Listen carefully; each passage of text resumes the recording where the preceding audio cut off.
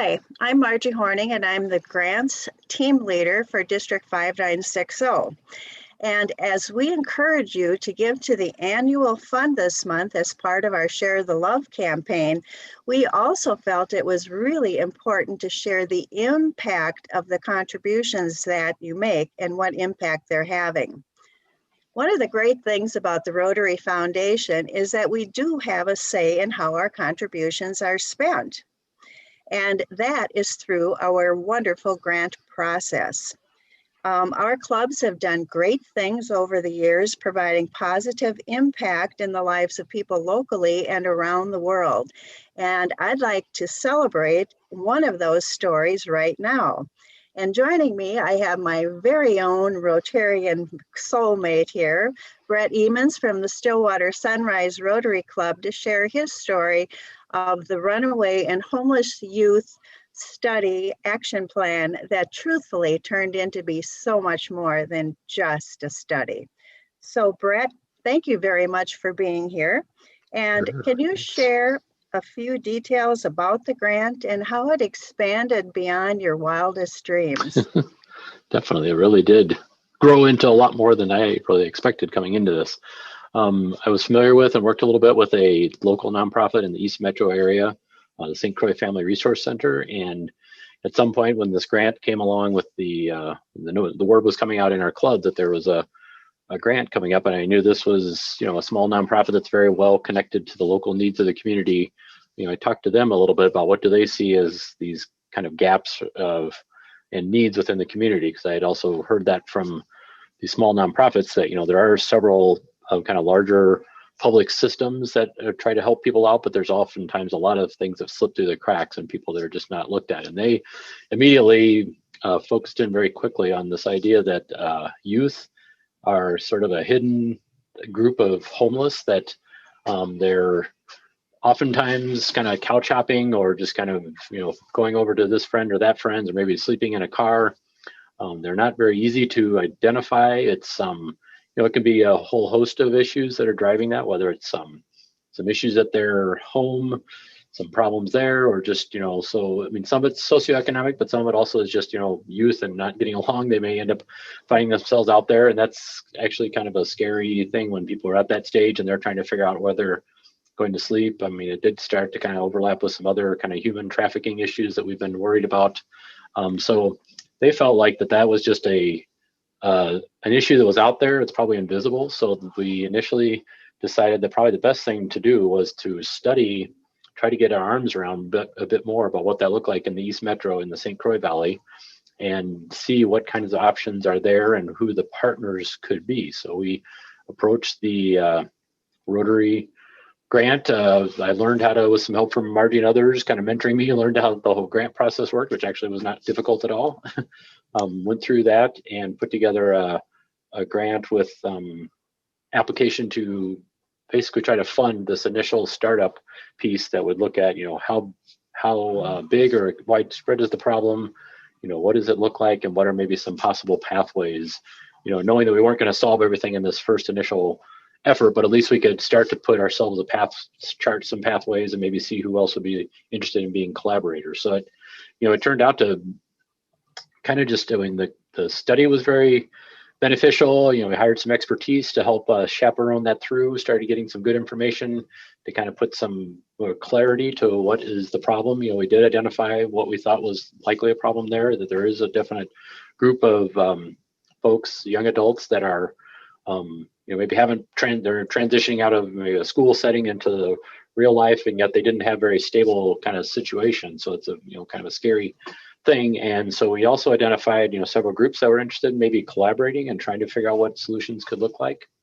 Then after the grant had run its course, I mean, there really was a lot of energy created around this, and all the discussions that were had as part of that study kept itself going as an ongoing effort to take a look at what some steps could be. And we realized maybe one of the first appropriate and kind of more reasonable steps to take was just to think about trying to set up a drop-in center someplace that youth could come occasionally, maybe get some better information about what the resources are.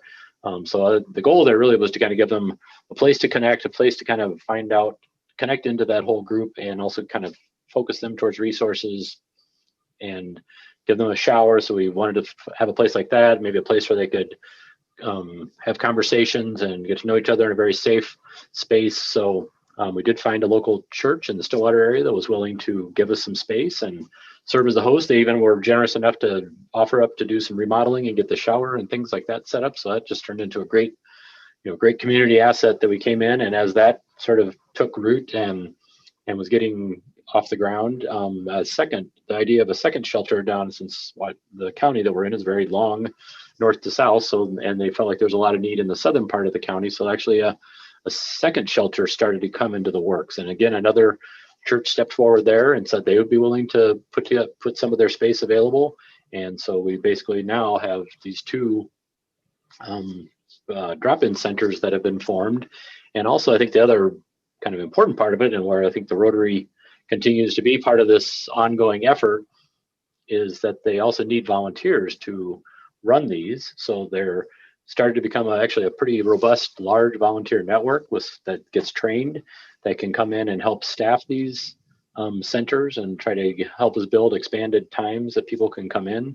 So that's been a place where a lot of Rotary members have stayed involved and plugged into this. There have been some donations, that kind of ongoing donations that Rotary members can bring, gas cards or things like that can be distributed for whatever the needs are at the time of youth. And it was, at the beginning, a little bit hard to connect with people and find them, but they have started to come forward. And there are definitely stories of, I was getting an account of a young woman who was basically sleeping in her car during the wintertime, and they were able to connect with her and get her some resources to get her a bit more stable housing kind of situation for the interim here. So it's really kind of building that network and kind of creating this ongoing thing. So it has been kind of amazing that it's this one little initial study, kind of planting the seed with that Rotary grant, really did allow it to kind of grow and blossom into other things that have just been building and building. There's currently even another initiative to look at, whether there are other, kind of more stable housing, which, obviously can be a big undertaking. And so they're currently looking at some other models that have been used in the metro area and nationwide of, whether sort of, if some people have some extra room in their house, maybe their kids have moved out, they could be vetted, and there maybe be some sort of like a foster, sort of like that kind of setting where they could maybe come in and be taken in by folks if they just need kind of a short-term thing. I think obviously the goal usually is to try to reunite people with their family, or maybe someone in their family network, some cousins or grandparents or something like that, and find a stable thing. And so there are caseworkers that work on this that help kind of get that done, but we're still trying to kind of build out the various pieces of the safety net. And I guess before I forget, and to kind of wrap up on this, that this helped to get the idea moving. They were able to write some additional grants to some other nonprofits. We're fortunate enough to get additional funding. So they've actually now added a couple of young staff, women that are passionate about this issue, kind of early in their careers in social work, and they're now working with the resource center to help get contact people and help get this program continue to build on it and see how far we can take it. Well, I would say that's a project that really took on wings and started to fly and continues to fly over the people that really need it. My next question was going to be the impact on the youth themselves, our club, Stillwater Sunrise, and the other major stakeholders, but I think you pretty much covered that, Brett, so thank you very much. Sure. Now, all of these things cost money.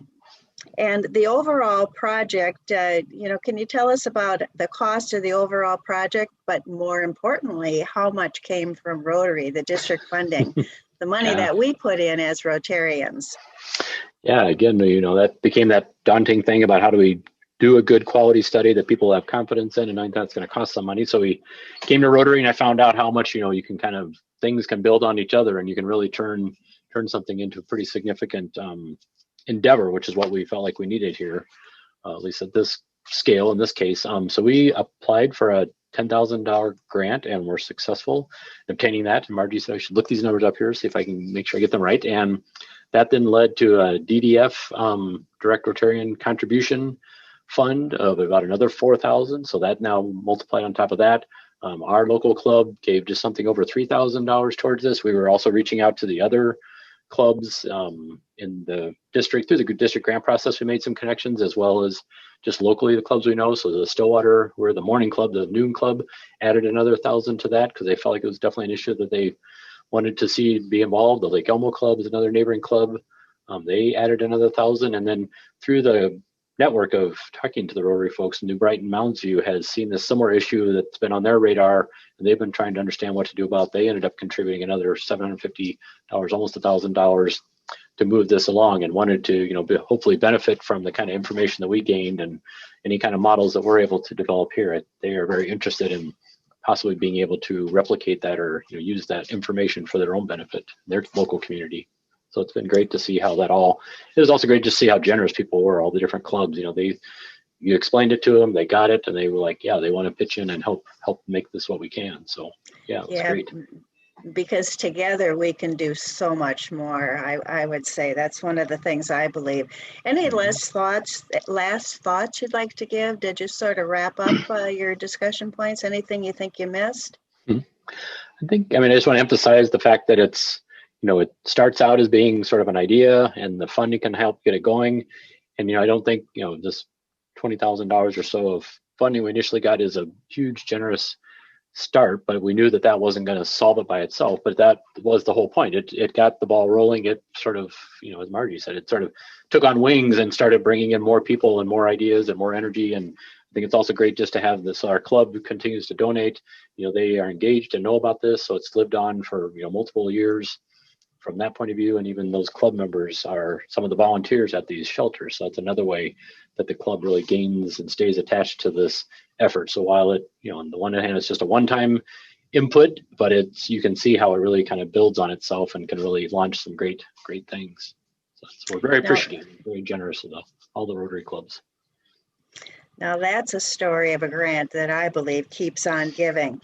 So thanks, Brett, for telling us your story and bringing the club, especially for bringing that awareness of youth homelessness to our community. And it just points out that donations to our annual fund are so much more than just giving to a project.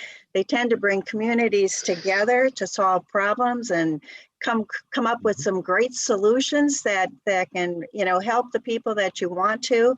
And it's just a great way to collaborate in a number of ways. So I'd have to say that this project was, and will continue to be a rousing success. So thank you, Brett, for sharing the story today. Well, folks, that's another great story of sharing the impact with help from funding from the Rotary Foundation.